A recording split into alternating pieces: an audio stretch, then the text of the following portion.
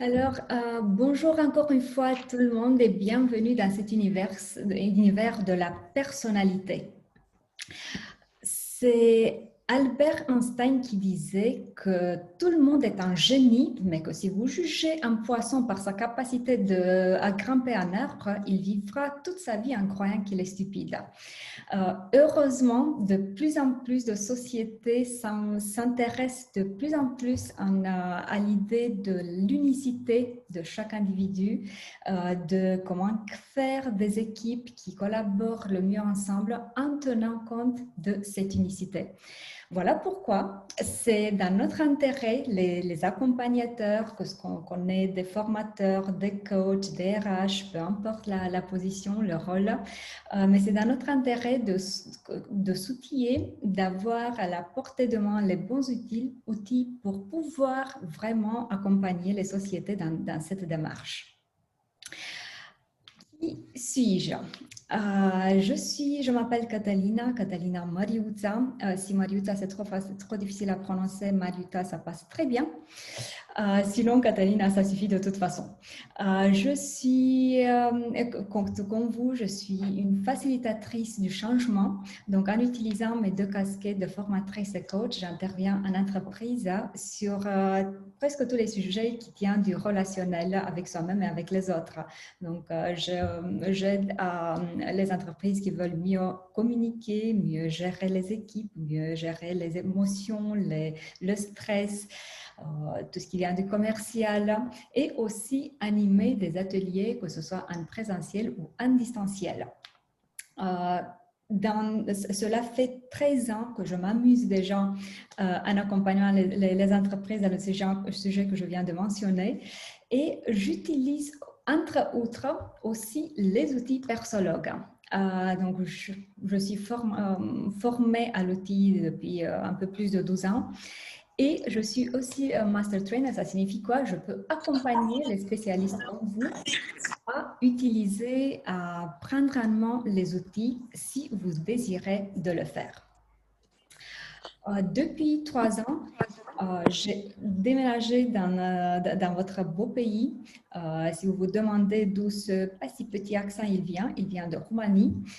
J'ai essayé de le laisser à la maison, il n'a pas voulu, donc je l'ai amené avec moi quand même. Et voilà, donc c'est dans cette posture de distributeur, de partenaire agréé de Persologue en France que je vous parle aujourd'hui. J'aimerais, avant qu'on démarre, j'aimerais cadrer un tout petit peu l'objectif de notre session. Ça ne va pas être un atelier de formation à proprement dit, donc ça va pas être, l'objectif n'est pas un transfert de savoir-faire, pas aujourd'hui de toute façon, mais plutôt une découverte de ce que Persologue est, de ce que Persologue propose en termes d'outils, pour que vous puissiez dire si peut-être ça peut répondre à votre besoin, si ça vaut le coup de le rajouter dans toutes les compétences que vous avez déjà. Alors, j'ai mentionné Persologue plusieurs fois. Si vous ne connaissez pas encore qui nous sommes, ce n'est pas grave, on va régler ça tout de suite. Alors, concrètement, c'est qui Persologue?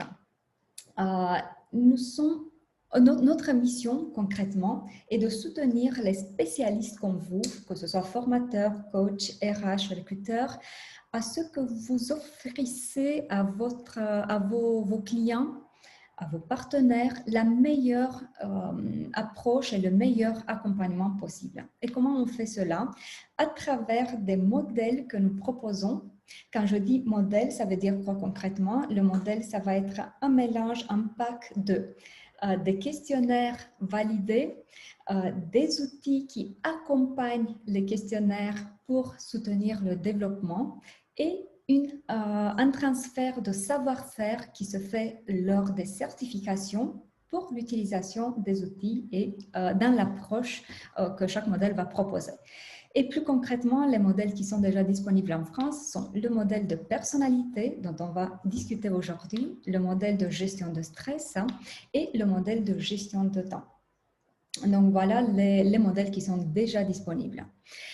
En ce qui concerne le modèle de personnalité, il existe en ce moment en 25 pays, il est utilisé dans 25 pays, il est traduit en 22 langues. Pourquoi c'est important de savoir cela? Parce que si vous êtes dans une boîte internationale ou si vous êtes tout simplement un accompagnateur externe, mais vos clients ont des sièges partout dans le monde, c'est à savoir que vous pouvez vous appuyer aussi sur les autres langues et pas seulement sur le français. Plus concrètement, si par exemple la personne à remplir le questionnaire va avoir comme langue maternelle plutôt l'allemand ou l'espagnol et son chef il est français, alors vous pouvez offrir le questionnaire en français ou en allemand ou en espagnol et ensuite le rapport, la restitution, vous pouvez l'avoir dans toutes les autres langues disponibles.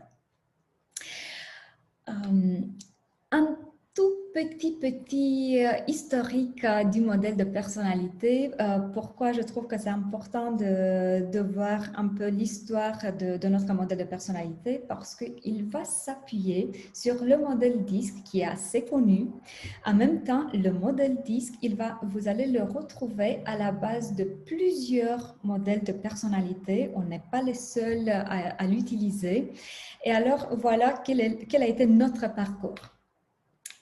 Donc, l'histoire commence dans les années 28 avec le psychologue américain William Moulton Marston. Peut-être que vous le connaissez, c'est celui qui a créé le personnage Wonder Woman.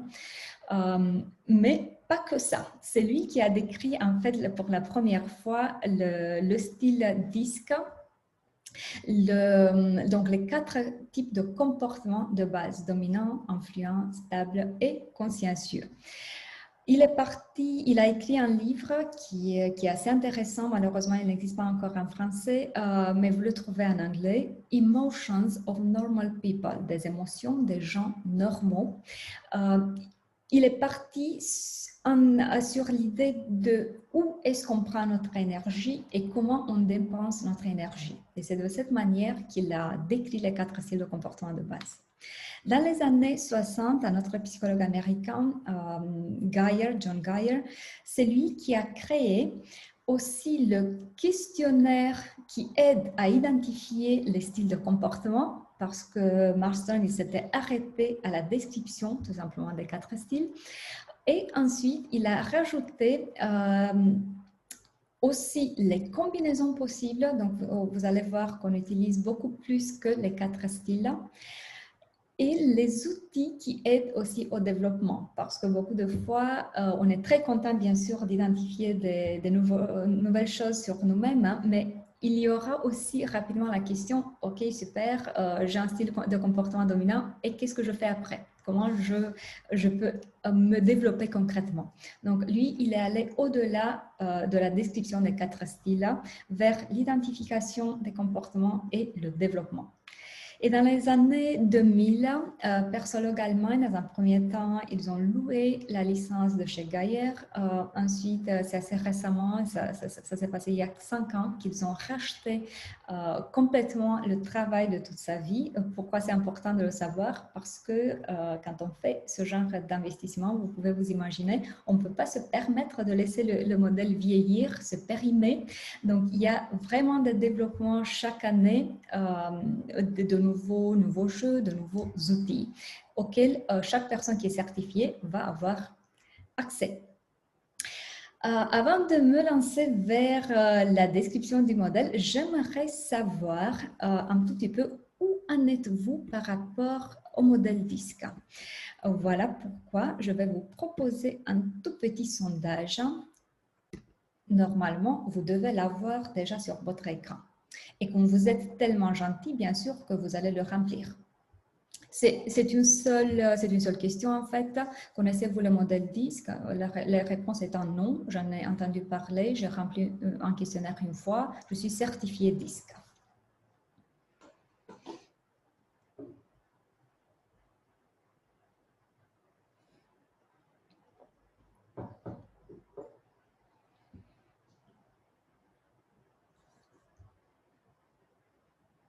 Super, je vois que presque tout le monde a rempli. Merci beaucoup d'avoir joué le jeu. Je vais partager les résultats avec vous. Alors, je vois que la grande majorité, ou vous n'avez pas entendu parler encore, ou vous avez entendu parler, mais c'est seulement ça, vous avez rempli un questionnaire. Et je vois qu'il y a aussi une personne qui est certifiée DISC, alors on va s'appuyer sur vous, bien sûr, pour plus de détails, quand ce sera le cas. Merci beaucoup. Alors, étant donné que vous n'êtes pas encore familiarisé avec le modèle 10, ce que je vous propose est qu'on passe un tout petit moment à voir un peu ce que le modèle DISC propose effectivement pour qu'ensuite on aille vers le modèle de personnalité persologue, donc tout ce qui est au-delà des 4 styles de comportement de base pour que vous voyez un tout petit peu notre approche et voir si ça vous convient ou pas. Alors, quand on parle du modèle DISC, pour cette partie d'ailleurs, je vais vous inviter, pour l'instant j'ai désactivé vos micros parce qu'il y avait quelques bruits parasites, mais je vous invite à ce que vous interveniez avec des questions à tout moment, car il n'y aura pas de session de questions et de réponses spéciales à la fin, donc n'hésitez pas, faites-les venir à fil de l'eau, n'hésitez pas à activer vos micros pour qu'on puisse en discuter. On n'est pas si nombreux que ça, on est une vingtaine, donc ça va aller. Alors, concrètement, quand on parle du modèle DISC, il y a 2 axes qui vont générer les 4 comportements de base. Le premier axe, ça va être comment je perçois l'environnement, et le deuxième axe, ça va être comment je réponds à l'environnement. Pour comment je perçois l'environnement, il y a 2 manières de le faire. Donc, je peux le percevoir comme défavorable ou comme favorable. Ça veut dire quoi exactement? Le moment où je perçois l'environnement comme défavorable, c'est que je pense en termes de risques, de dangers, de choses qui peuvent se passer mal. Tout ce que je rencontre dans mon chemin, ça va être des obstacles. Et qu'est-ce qu'on fait avec les obstacles? Comme je disais, n'hésitez pas d'activer vos micros pour intervenir. On peut les contourner? On peut les contourner ou, si vous êtes... Excusez-moi. Les surmonter. Ou les surmonter. Voilà, donc il y a différents types de réponses. Ce qui reste en commun, c'est cette tendance de les voir comme des obstacles. Au moment où on perçoit l'environnement comme favorable, cette fois-ci, on ne voit pas nécessairement des obstacles, on voit ou des opportunités ou tout simplement des choses qui ne nous dérangent pas. Les montagnes sont très bien là où elles sont. La réponse, elle peut être de manière décidée ou de manière réservée. Ça veut dire quoi concrètement? Ça, c'est l'environnement, ça, c'est moi. Au moment où je réponds de manière décidée, c'est que je me perçois comme plus forte que mon environnement. Donc, je crois sur moi-même que je peux influencer, je peux créer mon environnement. Le moment où ma réponse elle est réservée, c'est que je me positionne comme moins forte que mon environnement. Et d'ici, comme vous pouvez le voir, c'est un peu plus difficile de venir et de créer un changement, ce qui fait que la tendance va être plutôt de s'adapter, de soutenir l'environnement et bien sûr d'être plutôt dans la réserve, dans l'observation que dans l'action. Donc, voilà les 2 actes qui vont définir les 4 styles de comportement dominant, influent, stable et consciencieux. Ce que je vous propose, on peut en parler 3 jours, c'est clair, on ne les a pas maintenant. Alors, ce que je vous propose est qu'on voit un bref aperçu des caractéristiques de chaque style. Je vais vous proposer les points forts. Et ça va être à vous de me dire quelles sont les limites, les points potentiellement faibles que chaque style va avoir. Donc, j'ai introduit déjà l'idée, chaque style va avoir des points forts et aussi des points faibles. Les points faibles sont vus comme l'utilisation en excès des points forts. Voilà pourquoi ça va être très simple pour vous de les identifier. Alors, c'est parti. Je vous propose qu'on démarre avec le consciencieux, avec le dernier. Donc, il va percevoir l'environnement comme défavorable, ce qui va lui donner une orientation plutôt vers la tâche, vers ce qu'il y a à faire. Et il va répondre de manière réservée à l'environnement. Donc, plutôt orientation tâche et vers soi-même introspection. Donc, ce qui va faire que ce style de comportement va être très préoccupé de très bien faire ce qu'il y a à faire. Donc, orientation vers la précision, vers les détails. On va avoir ici un style de comportement assez méticuleux. L'orientation vers l'analyse. On ne fonce pas, on s'arrête, on analyse, on regarde les choses en utilisant tous les angles possibles et c'est juste après qu'on passe à l'action. Aussi, on trouve ici un respect pour les normes, pour les règles, pour les instructions. S'il n'y a pas de normes et de règles, qu'est-ce qu'on fait?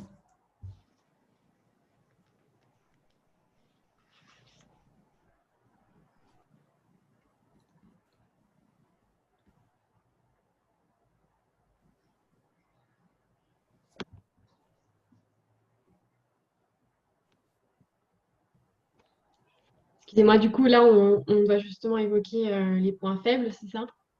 Non, non, non. Ma question était quand on a un style plutôt de type comportement, un style de comportement plutôt consciencieux, on se retrouve dans un environnement où il n'y a pas de normes, il n'y a pas de règles. Qu'est-ce qu'on fait? On va en créer. On va en créer parce que c'est assez évident qu'on ne peut pas vivre dans ce chaos. Donc, Voilà. on va les créer et c'est juste après qu'on passe à faire ce qu'il y a à faire. Alors, que lui voyez-vous en tant que point faible? Des moins adaptables. Un peu moins adaptable.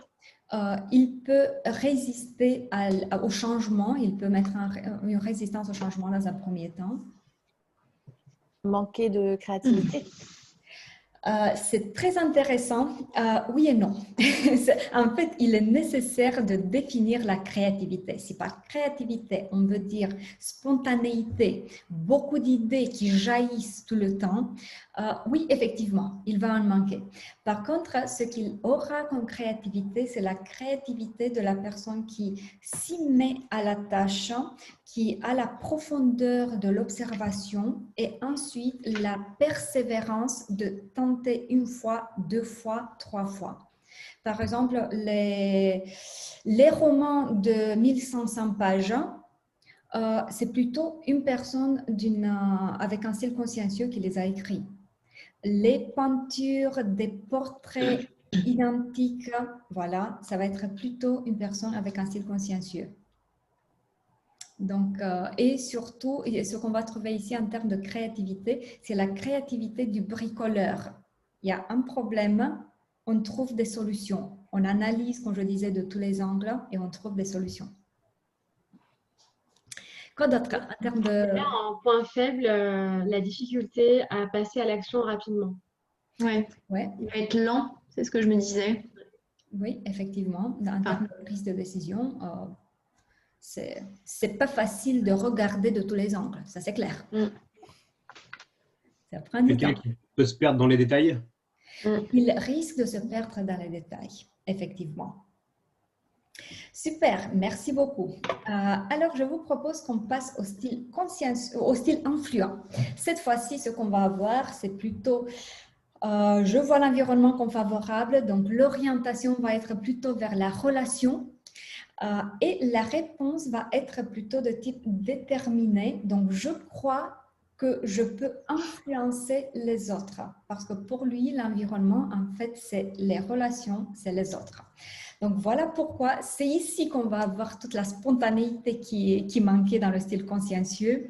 C'est ici aussi qu'on va avoir l'enthousiasme. Le style influent, il va être très, très simple à repérer. Pourquoi? Parce qu'il aura la tendance d'utiliser des mots genre « c'est génial, c'est fabuleux, c'est fantastique ». Et l'enthousiasme qui monte vraiment très, très vite pour tout ce qui est nouveau. C'est ici qu'on va avoir l'optimisme, la banane qui l'accompagne presque toujours. Ici, on va avoir une préférence pour tout ce qui est nouveau, que ça change, tout simplement. Pas parce que ça ne fonctionne plus, mais c'est le moment de changer. Et aussi, son point fort, son plus grand point fort, comme le nom lui dit aussi, influent. Donc, son point fort principal va être d'influencer. Il arrive à être vraiment très, très convaincant, vraiment avec facilité. Surtout étant donné qu'il relationne avec beaucoup, beaucoup d'aisance et avec beaucoup de plaisir avec les autres. Que lui voyez-vous en tant que point faible potentiel? Alors moi, que je me reconnais directement dans ce style, je dirais que justement, s'il est avec des personnes avec qui il n'accroche pas, peut-être que ça peut être quitte ou double, il va peut-être avoir du mal à s'investir autant, s'il ne croit pas dans le projet, justement. Peut-être parce qu'il y a l'affect dedans qui peut rentrer en compte. Oui, effectivement. Pour lui, donc pour ceux qui ont un style de comportement influent très élevé, c'est vraiment très, très important de pouvoir s'amuser au boulot. Si le consciencieux n'a aucun problème de s'enfermer dans un bureau de 2 mètres carrés avec un tas de dossiers comme ça et de faire son travail, parce qu'au bureau, on ne doit pas nécessairement se faire des amis aussi, il faut faire son travail. Pour ceux avec un style influent, effectivement, pouvoir s'amuser pendant qu'on travaille, c'est vital. Quoi d'autre? La dispersion. Peut-être aussi, Oui, effectivement, parce que l'enthousiasme, comme je disais, il monte comme ça, donc ce qui fait qu'il peut s'engager dans plein de projets à la fois, pas forcément finir le tout, parce qu'à un certain moment, chaque projet arrive dans une phase de monotonie où tu dois refaire la même chose et c'est un peu ennuyant. de courte durée, Je n'ai pas bien compris, durée dans quel sens? c'est-à-dire il peut être enthousiaste, mais très peu de temps. Voilà. Non, non, Éphémère. il reste enthousiaste, mais pour des différentes choses. Voilà. Éphémère, quoi. Peut-être aussi que je dirais, l'expressivité va l'empêcher de regarder un peu plus dans les détails pour s'assurer de la véracité de la chose qu'il est en train d'entreprendre. Il n'approfondit pas les sujets, en fait. Oui, ici, c'est un mélange très, très intéressant. Merci, Eric. Donc, d'un côté, il est très curieux, il va s'intéresser à tout. C'est juste qu'il va gratter tout simplement les sujets, en ayant quand même la capacité de parler de chaque sujet sur lequel il connaît de bricoles, comme s'il connaissait le tout. Mais effectivement, l'idée d'approfondir, il doit être vraiment très passionné par le sujet pour aller vraiment dans la profondeur qu'on va trouver dans le style consciencieux, où l'idée, c'est de vraiment creuser en profondeur sur le sujet sur lequel on fait quoi que ce soit. Ok, super. Il y en a bien sûr beaucoup d'autres, mais je vous propose qu'on passe au style stable. Donc, le style stable, lui, il voit lui aussi l'environnement comme favorable. Donc, l'orientation, elle va être toujours vers la relation. Quelle va être la grande différence? Si l'influent est, si vous voulez, un peu comme l'acteur sur la scène, qui a besoin de quoi? D'un public. D'un public, et que le public fasse quoi? L'écoute, une reconnaissance. Reconnaissance, merci beaucoup. Donc, beaucoup d'applaudissements. Donc, il aime être dans la lumière, il aime amuser les autres, il aime faire le clown. Le stable, lui, il va être intéressé par les autres, plutôt dans le style des relations profondes. Donc, il va être vraiment à l'écoute. Il va avoir la tendance d'être quelqu'un de fiable qui fait ce qu'il dit. Quelqu'un qui va être à la recherche de l'harmonie et qui va fournir de l'harmonie dans l'environnement dans lequel il est, que ce soit du travail, que ce soit du perso, peu importe. On va avoir un rythme constant, on fait les choses pas à pas, de nouveau prédictible, prévisible. Pourquoi? Parce que finalement, c'est son besoin à soi. Donc, comme le nom lui dit, stable, il a besoin de stabilité, de prédictibilité, que les choses aujourd'hui soient comme hier, demain comme aujourd'hui. Et si ce n'est pas le cas, alors un petit préavis, s'il vous plaît. Donc, étant donné que ça, c'est son besoin à soi, on a la tendance d'offrir aux autres conformément à nos besoins. Donc, voilà pourquoi il va être, comme je disais, dans un rythme plutôt constant, à l'écoute, dans l'empathie. Que lui voyez-vous en tant que potentiel point faible? Lui aussi, il n'est pas orienté action. Non, donc de nouveau, la réponse est plutôt réservée. Donc, il va être plutôt un bon support pour les autres. Fiable, mais en retrait. Fiable, mais en retrait. Donc, pour qu'il passe à l'action, il doit vraiment se sentir à l'aise dans un certain environnement, qu'il sente que ce qu'il dit ne va pas être utilisé contre soi. Ça ne va pas être vraiment la première personne à passer à l'action, à prendre les rênes, à contrôler une situation.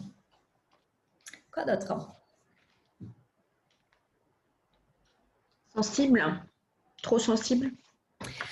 Oui, effectivement, son degré de sensibilité est plus élevé que dans les autres styles. Peut-être difficulté à s'intégrer, enfin en tout cas qui prend du temps. Ouais.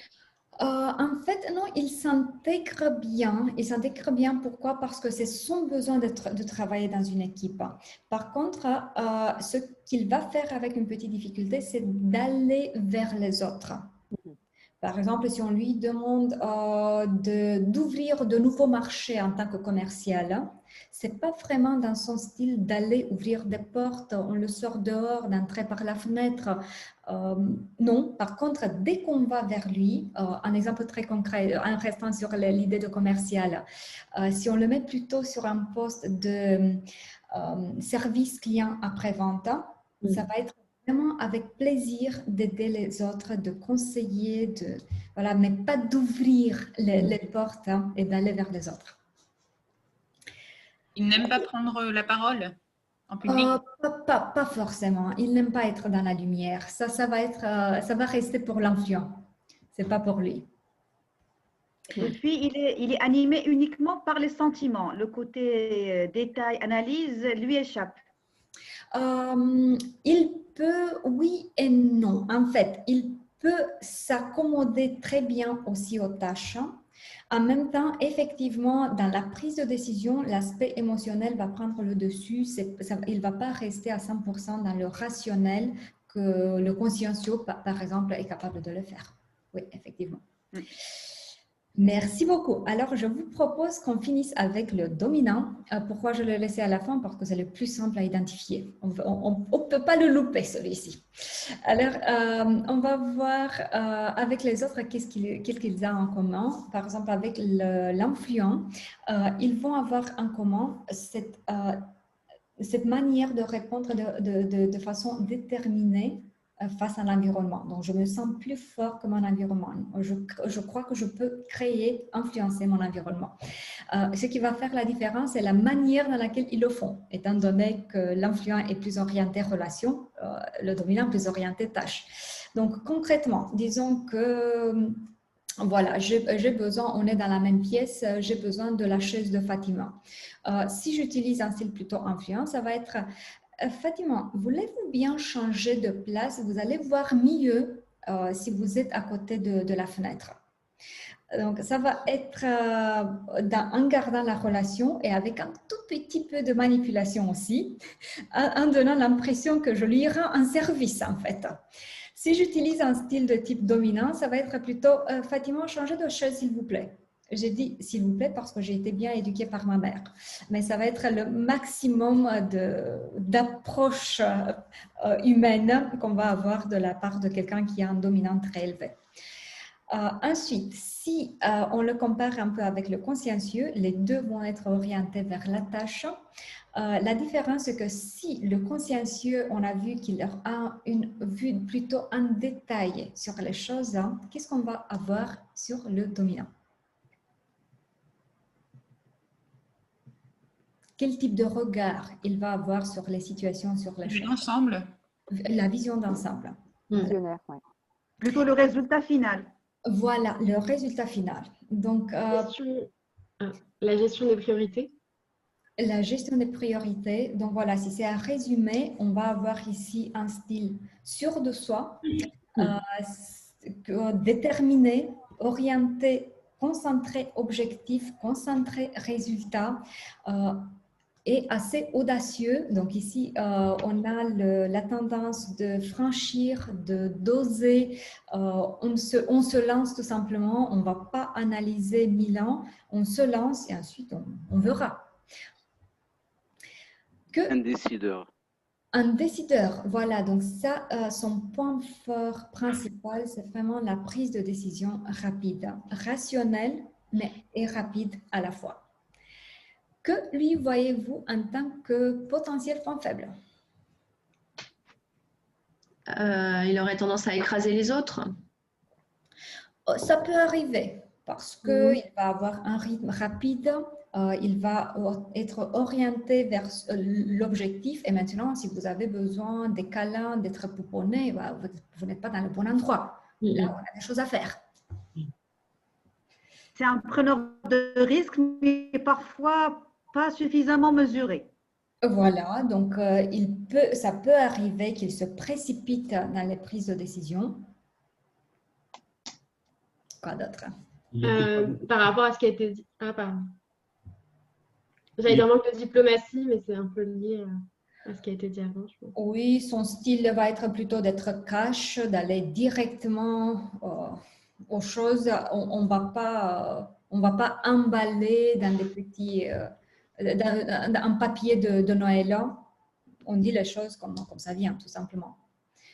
Mais il a vraiment toujours une justification pour ça. Tu veux quoi? Tu veux que je te cache la vérité ou tu veux que je t'aide? Donc, voilà. il prend des décisions pour atteindre ses objectifs.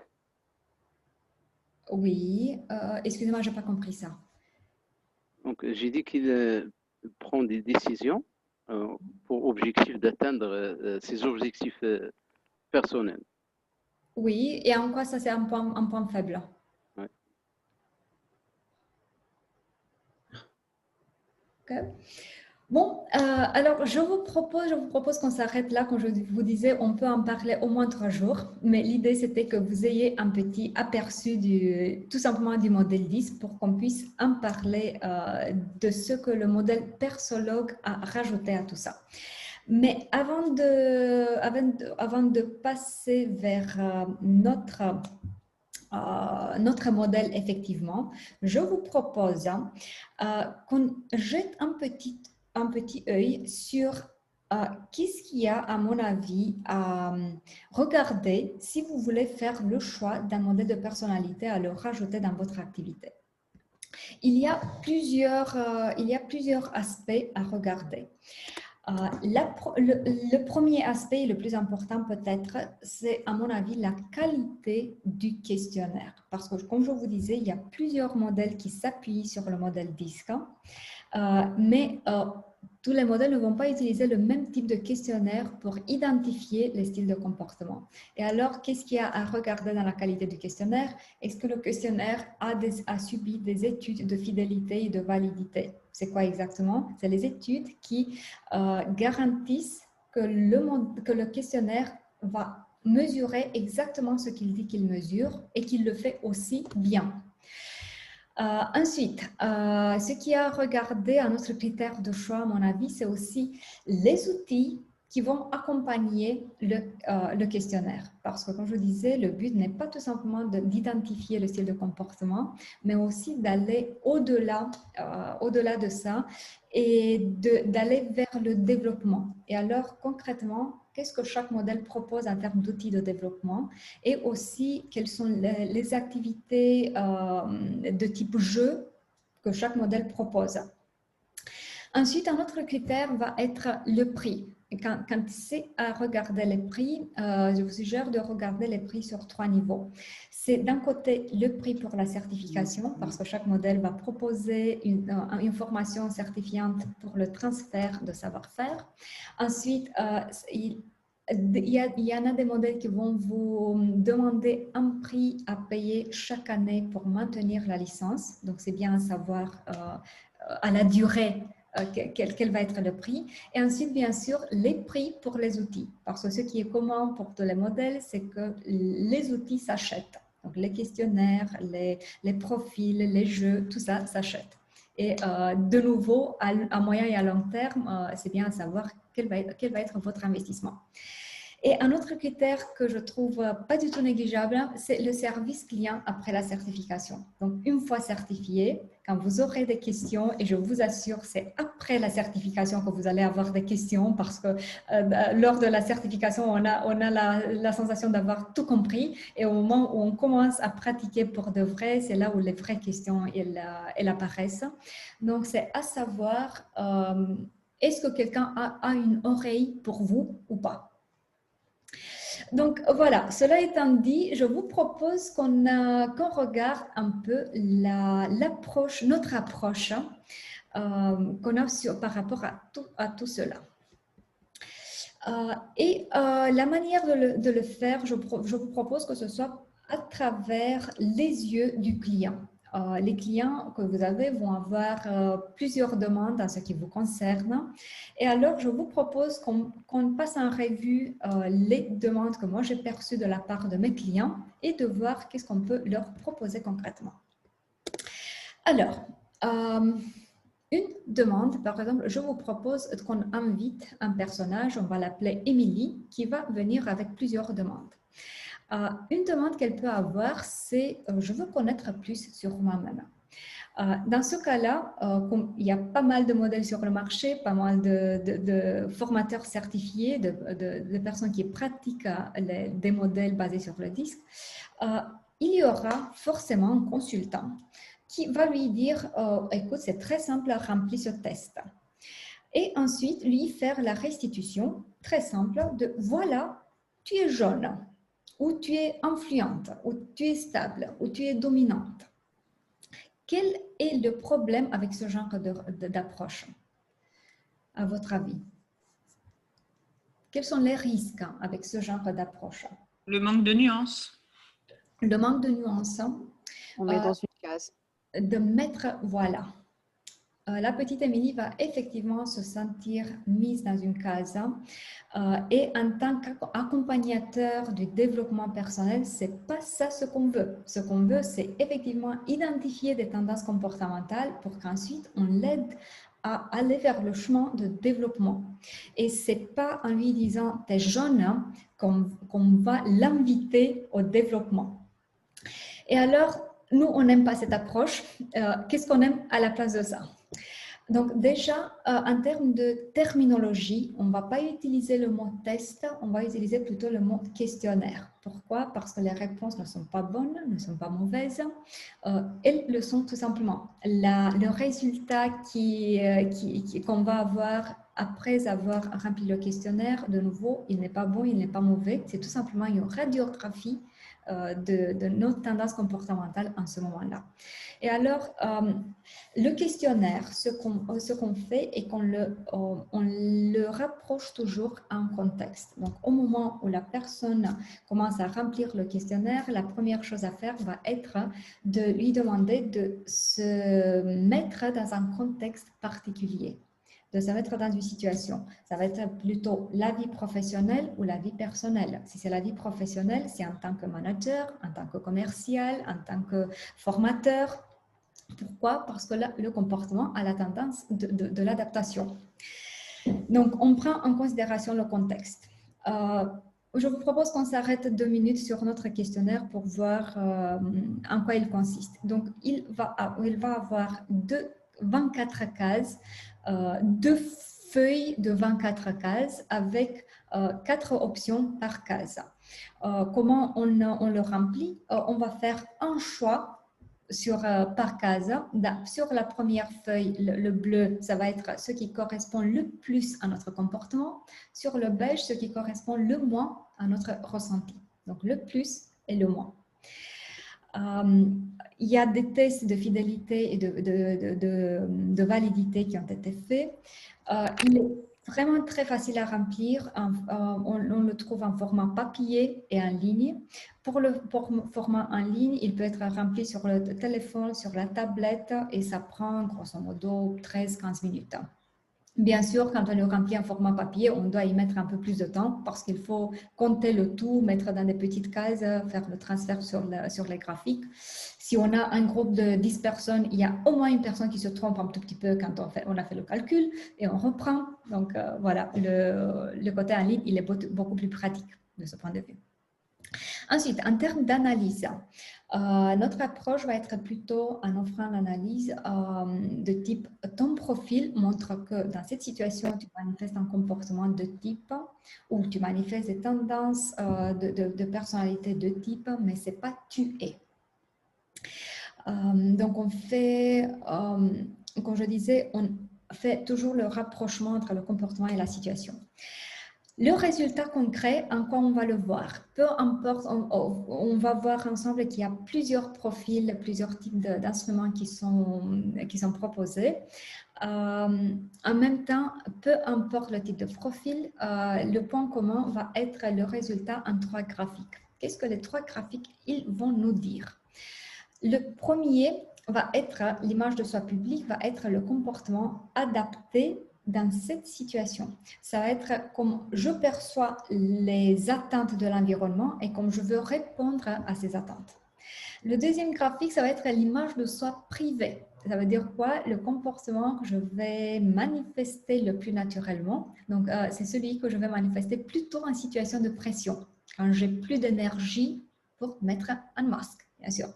Et le troisième graphique, il va être l'image de soi composée, donc le mélange entre l'adapté et le naturel. Et c'est plus ou moins ce que les autres vont voir chez nous. Donc, ça, c'est une des particularités de nos modèles. Nous travaillons avec 3 graphes, pendant que beaucoup d'autres modèles travaillent seulement avec 2 graphiques. Ensuite, ce qu'on va voir aussi, vous voyez la ligne un peu plus en gras, médiane. Tout ce qui est en dessus de cette ligne, on va considérer comme comportement prédominant. Les autres, ils sont là, mais ils vont être manifestés beaucoup moins que ceux qu'on trouve en dessus. Est-ce que c'est clair jusqu'ici? Ouais. Y a-t-il des questions? Non. Non. Non. Non? Ok. Excuse-moi, Catalina. Oui. Par rapport aux chiffres d'évaluation, donc nous avons 2, 12. C'est exactement ce que je vais dire. Ok, très bien, super. Alors, c'est quoi ce chiffre d'évaluation? Comme je disais, il y a les 4 comportements de base et on va mettre 1 pour le dominant, 2 pour l'influent, 3 stable et 4 consciencieux. Par contre, travailler seulement avec 4 styles, c'est réductoire, tout simplement. Je n'ai pas d'autres mots. Et comme le but n'est pas de mettre les gens dans des cases, alors on utilise aussi des combinaisons. Bien sûr que les combinaisons proposées par le modèle ne vont pas refléter toute la complexité du comportement humain, mais en même temps, l'utilité de ce genre de modèle est d'amener de la simplicité dans la complexité. Et si c'était à travailler avec toutes les combinaisons possibles, j'ai essayé de compter une fois, j'ai dépassé une centaine. Donc, imaginez-vous animer un atelier avec plus d'une centaine de combinaisons. C'est tout simplement pas possible. Donc, voilà pourquoi on utilise les 4 comportements de base et 12 combinaisons de 2. Donc, voilà d'où les chiffres d'évaluation. En 2, ça va être une combinaison dominant-influent. Ça veut dire quoi? Que le dominant, il est prédominant, il est le plus haut sur le graphique. L'influent, il est un peu plus bas, mais les deux vont être au-dessus de la ligne médiane. Ou si c'est l'influent qui est plus haut, voilà, d'où la combinaison de 1. Et vous pouvez voir qu'on utilise aussi des combinaisons en diagonale. 1, 4, 4, 1, excusez-moi, 1, 3, 3, 1, 4, 2, 2, 4. Et oui, en termes de comportement manifesté, ça donne un comportement très, très intéressant. Et ensuite, on utilise aussi 4 combinaisons de 3. Donc, en total, on va utiliser une vingtaine de types de comportements. Voilà. Un autre aspect, surtout sur l'analyse, c'est la modularité des comptes rendus. Pourquoi cela c'est important? Parce que beaucoup de fois, chez d'autres modèles, vous allez recevoir un rapport que vous pouvez choisir tout simplement dans son intégralité. Mais on n'a pas tout le temps, on n'a pas toujours l'intérêt de travailler avec un rapport de 60 pages. Par exemple, notre rapport complet, il aura 60 pages. On est bien d'accord qu'on n'a pas toujours le contexte pour l'utiliser. Et alors, concrètement, ce que vous pouvez faire, c'est de partir, de le faire comme il est de type modulaire, type IKEA. Vous pouvez acheter exactement ce qu'il vous faut. Donc, le plus simple, ça va être le rapport de base, qui aura tout simplement 2-3 pages de description brève. Et bien sûr, le moins cher. Ensuite, vous pouvez rajouter l'analyse du graphique 3. À cela, vous pouvez rajouter l'analyse des graphiques dans leur intégralité, 1, 2, 3. Comme vous pouvez le voir, vous ne pouvez pas avoir le troisième sans avoir déjà commandé les autres. Donc, si vous voulez avoir l'analyse des graphiques 1, 2, 3, vous devez commander base et analyse graphique, du graphique 3. Par contre, vous pouvez mettre directement sur la base, par exemple, la description en tant que manager ou la description des 20 types de comportements. De la même manière, vous pouvez rajouter le profil de poste, on va en parler tout de suite, ce qu'il fait. Il peut exister en toute autonomie ou vous pouvez le rajouter dans toutes les autres combinaisons qui sont possibles. Récemment, on a rajouté aussi la description en situation de vente. Donc, ça fait que vous pouvez faire le rapprochement avec votre accompagnement spécifique et acheter tout simplement ce que vous allez utiliser lors de cet accompagnement sans devoir acheter l'intégralité. Est-ce que je suis claire? C'est bon jusqu'ici? Oui. Oui. Avez-vous des questions? Comme je disais, n'hésitez pas à activer vos micros, d'intervenir.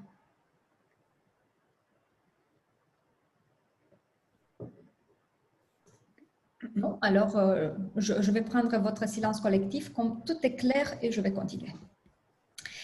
On revient à notre petite Émilie. Elle vient d'identifier son style de comportement et elle peut venir en termes de demande avec je veux me développer aussi. Donc, je veux aller au-delà de ce que je fais maintenant avec Naturaless.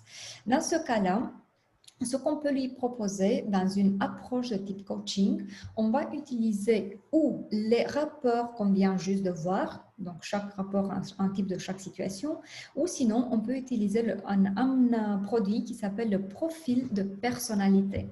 Donc cette fois-ci, vous voyez qu'on passe au-delà du comportement, on va creuser plus en profondeur, donc on ne va pas rester tout simplement dans le top de l'iceberg.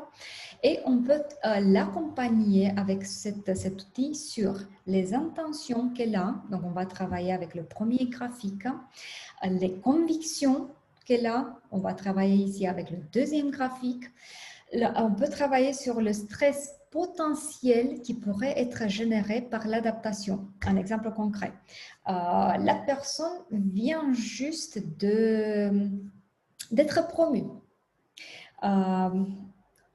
Pour elle, ce n'est pas très clair qu'est-ce qu'on attend d'elle. Et même si dans son deuxième graphique, elle aura le stable consciencieux très haut, dominant influent très bas, dans le premier graphique en termes d'adaptation, elle peut avoir la tendance de renverser complètement. Influent, dominant, stable consciencieux. Vous pouvez vous imaginer que ça peut favoriser un stress de performance, d'adaptation. Donc, avec cette étape, le stress potentiel généré par l'adaptation, on va l'accompagner sur ça. Ensuite, on peut l'accompagner sur le rapprochement entre son comportement et les tâches qu'elle doit remplir et aussi sur sa place dans l'équipe. Donc, voilà sur quoi on peut l'accompagner. Si jamais elle arrive à la conclusion, voilà, j'ai identifié mon style de comportement, je trouve que mon stable, il est un peu trop bas et trop haut, excusez-moi, et mon dominant un peu trop bas, et j'aimerais renforcer un tout petit peu mon dominant et diminuer un tout petit peu mon style stable. Ensuite, là, c'est toujours la question, ok, mais comment je le fais? Bien sûr, la première approche va être de lui proposer vos sessions de coaching. Si jamais elle ne veut pas aller dans cette démarche, alors vous pouvez vous aider d'un outil qui s'appelle Carte Intendo. Intendo, j'ai l'intention de faire, qui aide la personne de se créer un mini programme de self-coaching, donc de coaching qu'elle se gère soi-même, avec des petites cartes qui sont proposées. Il y a pratiquement une page avec une vingtaine de cartes pour chaque. Je veux renforcer une dimension, je veux renforcer le DISC ou je veux diminuer le DISC. Et il y a des cartes avec des suggestions concrètes qu'elle peut utiliser pour se concentrer. Voilà, cette semaine, je me concentre sur cette carte, sur, par exemple, prendre des mesures quand je n'ai assez d'une chose pour renforcer le consciencieux, trouver les contextes où ça s'applique et mettre en action. Ça, c'est pour le désir de développement. Au moment où Émilie vient avec la demande, je veux aussi élargir mon équipe. C'est là où on va introduire le profil de poste. Le profil de poste, il fait quoi concrètement? C'est un outil qui aide à définir les exigences comportementales du poste. Parce que d'habitude, quand on recrute, on crée la fiche du poste effectivement, mais ça va être de point de vue technique. Là, c'est de point de vue comportemental. Et comment on l'utilise concrètement? Donc déjà, il existe en format papier et en ligne à la fois. Il y a des affirmations de type j'ai besoin que la personne s'adapte rapidement à tous les changements ou qu'elle réagisse de façon réfléchie aux changements. Il faut les noter de telle manière qu'ensemble, le résultat soit 5. Donc, ce qui fait qu'on peut avoir 5, 0, 4 et 1, ou le moment où, ce qui se passe très souvent, on cherche la petite bête à 5 pattes, on découvre qu'on ne peut pas noter avec 2,5. Donc, il faut forcément noter avec un train 2, ce qui va montrer les préférences comportementales pour ce poste. Donc, concrètement, on va obtenir un graphique et on va faire après le rapprochement avec le graphique de la personne, avec le graphique résulté de son profil, de son questionnaire de personnalité. Donc, le profil de poste, on va forcément l'utiliser ensemble avec le profil de personnalité.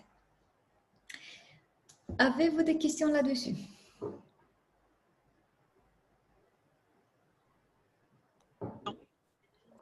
Non? Ok. Alors, si la demande de notre cliente va être « je veux développer mon équipe ». Donc voilà, je viens de l'élargir. Maintenant, je veux aussi l'aider à se développer. Lors des formations de certification que nous offrons, pratiquement le formateur certifié persologue va recevoir une méthodologie qui peut être intégrée dans les formations, tous les types de formations relationnelles, de type cohésion d'équipe, management leadership, compétences de vente. Donc, ce qui fait que ça va être vraiment très, très simple à déployer. L'outil qu'on utilise lors des formations, le plus, ça va être le profil de comportement qui va être une version abrégée du profil de personnalité. On va rester cette fois-ci tout simplement dans le descriptif des comportements. Pourquoi? Parce que lors des formations, on n'a vraiment pas plus de temps que 3-4 heures pour parler sur l'aspect personnalité et beaucoup de fois on passe à autre chose, aux compétences commerciales, aux compétences de management. Donc voilà, de nouveau, vous avez la possibilité d'acheter effectivement ce dont vous avez besoin et de ne pas payer plus. Un autre point fort de notre modèle, c'est les outils de type guide stratégique qui accompagnent les questionnaires et les profils. Ça veut dire quoi? Ça veut dire que ces guides stratégiques qui vont être pour l'entretien de développement des collaborateurs, la vente et le service après-vente, le temps et la personnalité, la résolution des conflits, etc., ça va vous permettre d'intervenir plusieurs fois chez le même client en restant sur le même modèle, mais en traitant chaque fois un thème différent. Et avec un prix qui n'est vraiment pas du tout grand. Par exemple, un prix de ce type de guide de stratégie pour un formateur certifié, ça doit être aux environs 8-9 euros par guide stratégique. Donc, ça va vous permettre vraiment d'intervenir à long terme chez le même client. Ensuite, au cas où votre client vous dit mais on travaille aussi avec des adolescents. C'est parfait. Un autre point fort de notre modèle, c'est que nous avons conçu un outil qui est adapté aux 13-17 ans. Donc, ça va être le profil d'adolescent. Concrètement, il aura un questionnaire beaucoup plus simple, plus accessible, la restitution qui est de nouveau plus brève, plus ludique. Et cette fois-ci, on va travailler avec un seul graphique. Donc, il ne va pas avoir la complexité du profil de personnalité. Au cas où, et c'est de plus en plus le cas, votre client vous dit, bah oui, nous aimons les interventions ludiques, alors voilà, on a tout ce qu'il faut. D'un côté, il y a vraiment beaucoup de jeux. Donc, il y a un panel de jeux assez large. Jeux genre personnalité en action, l'alarmisme, 20 comportements en action, coaching en action, conviction, résolution des conflits en action. Donc, tous ces jeux qui vont vous permettre d'intervenir de manière, comme je disais, ludique, participative. Et il y a des jeux qui sont construits chaque année et auxquels vous aurez le droit d'utilisation une fois certifié. Ensuite, nous proposons aussi des outils de photolangage. Ce qu'ils ont comme particularité, nos outils de photolangage, c'est la taille. Donc, c'est des tailles beaucoup plus grandes que ce qu'on trouve d'habitude, ce qui fait que quand on les utilise, on peut montrer la carte même dans un groupe d'une vingtaine de personnes et que tout le monde les voit. Et aussi le livre. Il y en a plusieurs livres. Ce que j'ai mis ici, c'est l'abécédaire de la personnalité qui vous permet de passer en revue les modèles de disques dans tous les contextes, en tant que manager, en tant que commercial, dans la relation de couple, dans la relation avec ses enfants. Voilà, les cartes d'émotion et les livres sont les seuls à pouvoir être commandés, même sans être certifiés. Donc, si jamais ça vous tente, allez tout simplement sur notre site et vous pouvez les commander à tout moment. Avez-vous des questions par rapport à tout ce qu'on avait dit? Discrètement. J'ai une coupure sur ce qu'on peut commander en fait sur votre site. Je ne comprends pas, excusez-moi. Vous avez dit qu'on pouvait faire des commandes sur le site. Vous parlez de quoi? Des jeux? Je parle tout simplement des outils photolangage et des livres. D'accord. Parce que pour tout le reste, il est nécessaire le savoir-faire. Donc, tout le reste, c'est disponible seulement pour les formateurs certifiés. Okay. Êtes-vous curieux de savoir les conditions de certification? Oui. Oui. Alors, pour la certification, étant donné que les besoins sont différents d'un accompagnateur à un autre, on a créé 2 packs pour anticiper tout ça. Alors, d'un côté, on va avoir le pack autorisation et d'autre côté, on va avoir le pack certification complète. Dans l'autorisation, ce qui se passe concrètement est qu'il y aura, donc on va traiter la compréhension des 4 styles de comportement, la compréhension des 16 styles, le savoir-faire du profil de comportement, si vous vous souvenez, c'est celui qu'on utilise lors des formations. Donc, c'est le plus utilisé des outils qu'on a. On va voir une lecture basique des graphiques et il y aura accès à l'achat pour 3 jeux. Donc, concrètement, il y aura une durée d'une vingtaine d'heures composée de 4 sessions de 2h30 en ligne synchrone, donc 10 heures, et ensuite un travail individuel de 10 heures inter-session. Et l'investissement, ça va être à moitié par rapport à la certification, donc 1390 €. Au moment où vous pouvez faire le premier pas vers l'autorisation et compléter la certification à tout moment que vous désirez. Ou vous pouvez partir directement vers une certification complète.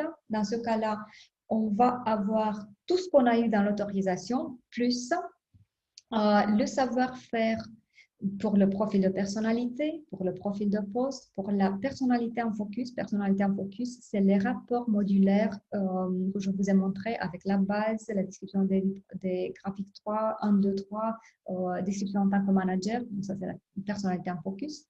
Ensuite, on va travailler sur une lecture approfondie des graphiques parce qu'il y a vraiment beaucoup de cas particuliers, genre des graphiques atypiques. On va voir vraiment des dizaines de combinaisons possibles et leurs particularités. Et l'utilisation des cartes Nintendo et les autres jeux. Donc, ce qui va amener vers une durée totale de 40 heures. Donc, ça va faire 8 sessions de 2h30 de nouveau en ligne synchrone avec un travail individuel intersession de à peu près 20 heures. Et l'investissement, ça va être de 2490 €, bien sûr éligible pour les OPRO. En termes de ce que vous allez recevoir concrètement lors d'une certification.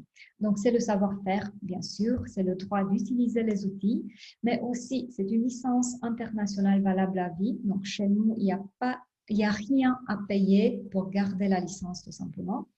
50% de remise pour tous les outils, ce qui fait que vous pouvez, en quoi ça se transpose concrètement. Prenons l'exemple de l'outil personnalité en focus, description en tant que manager. Le client final, s'il vient directement chez nous, Persologue, pour que nous intervenons dans leur boîte, va avoir un prix de 70 € pour ce profil. En tant que formateur certifié, vous allez acheter ce profil à 50% et vous pouvez rajouter la différence pour votre client. Parce que le client final ne va avoir jamais de notre part les prix valables seulement pour les formateurs certifiés.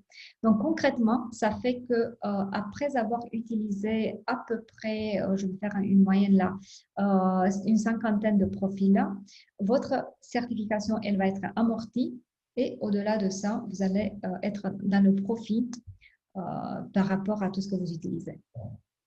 Ensuite, accès aux outils qui seront développés, donc même s'ils n'étaient pas disponibles au moment de votre certification, après, vous allez accéder de toute façon. Support illimité au fil de temps. Et dans ce sens-là, j'ai créé la communauté des persologues et j'offre des sessions de tutorat et supervision tous les 3e lundis de chaque mois. On se voit en ligne pour 1h30 pour d'un côté vous introduire les nouveautés, d'autre côté répondre à toutes vos questions. Voilà, donc ce sont les conditions des certifications. Et la prochaine formation va démarrer en janvier. J'organise toujours une session 0. C'est quoi la session 0? Donc, c'est au-delà des 8 sessions pour se connaître, poser le cadre, convenir sur les dates de formation. Parce que le but est que les dates conviennent à tout le monde. Et c'est juste après qu'on démarre la formation réellement. Donc, tout ce qui tient de prise-glace, poser le cadre, ça ne va pas vous bouffer de votre temps de formation. Ça va être à côté. Et ensuite, donc le 16 janvier, on va se voir pour la session 0. Et ensuite, j'ai proposé de dates entre 11 janvier et 1er mars, tous les lundis, mais les dates ne sont pas figées en mars. Donc, c'est juste pour avoir un point de départ et ensuite, on va les convenir ensemble. Avez-vous des questions?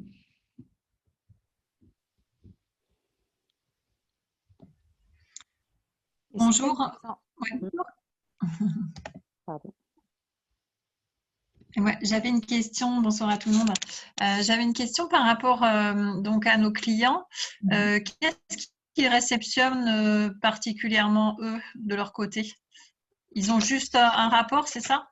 À l'issue des questionnaires? De la part du modèle persologue, effectivement, ça va être le rapport, la restitution. Par contre, ça va être à vous, et c'est pour ça qu'on se forme à la méthode, de l'accompagner par rapport à ses objectifs. Donc, ça dépend beaucoup de quels sont ses objectifs. Il est dans le développement personnel, il est dans la cohésion d'équipe, il a besoin d'un accompagnement pour le recrutement. Donc, ça va être à vous de l'aider avec cet accompagnement. Et lors de la certification, vous allez recevoir ce savoir-faire pour pouvoir l'accompagner.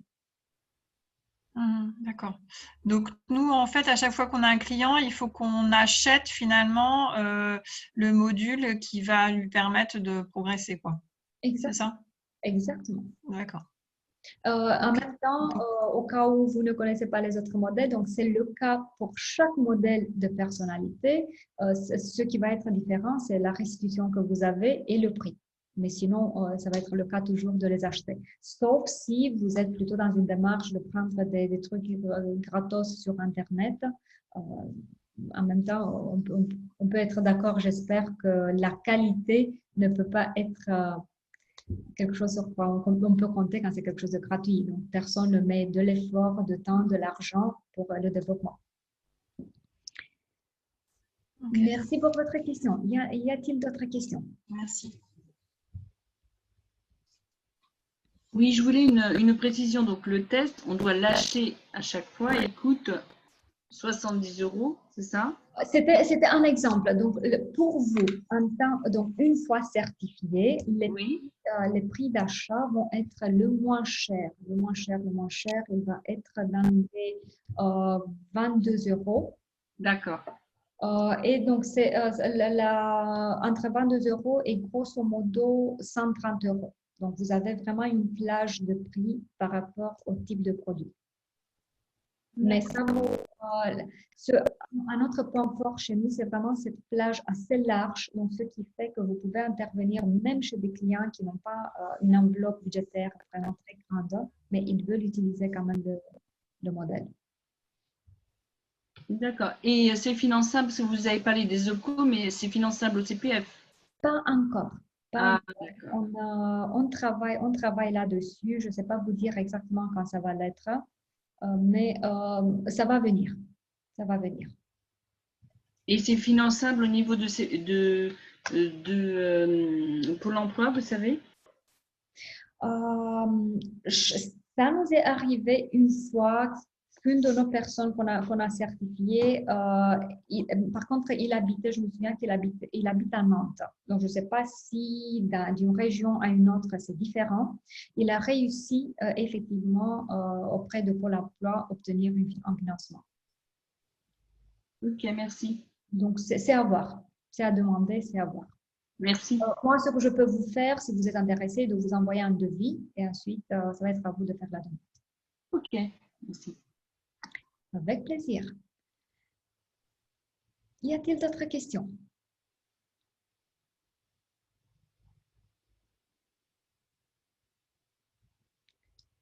Sinon, alors, je vais pas vous embêter plus.